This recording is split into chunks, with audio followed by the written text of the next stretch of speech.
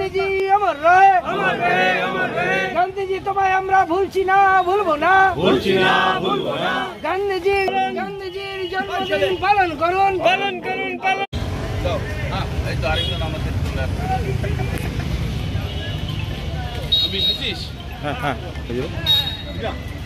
এইদিকে দাঁড়াও, এখানে দাঁড়াও।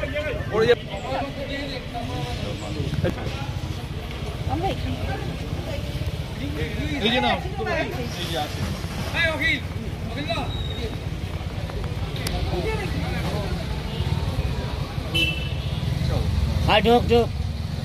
আমরা জলপাইগুড়ি অভয়া মঞ্চের পক্ষ থেকে আজকে কর্মসূচি নিয়েছিলাম। মহাত্মা গান্ধীর নীতিকে শ্রদ্ধা জানাবো, স্মরণ করব, সেইভাবে চলব। গোটা দেশ জুড়ে সামাজিক নিরাপত্তা যেভাবে কেন্দ্র রাজ্য উভয় সরকার একদম ধ্বংস করে দিয়েছে, তা পুনরুদ্ধারের দাবি, নারীদের সমানাধিকার, সেই লড়াইয়ে গান্ধীজি আমাদের সাথে আছেন। তার জন্যই আজকে তার কাছে আসা। আপনার নাম দাদা? সুকল্যাণ ভট্টাচার্য।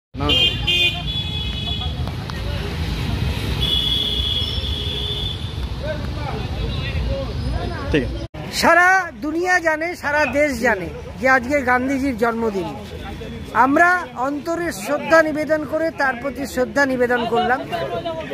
গান্ধীজিকে কংগ্রেস কর্মীরা ভুলছে না, দেশবাসী ভুলছে না, পৃথিবীর লোক ভুলবে না। আজকের সেই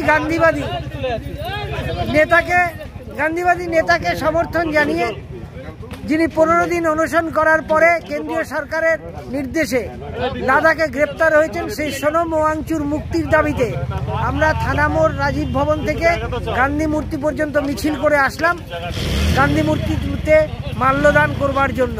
আমরা সোনম ওয়াংচুর মুক্তি চাই এবং লাদাখের মানুষের প্রশাসনিক মুক্তি চাই। আমরা তার জন্যই আজকের এখানে সকল কর্মীরা উপস্থিত হয়েছে।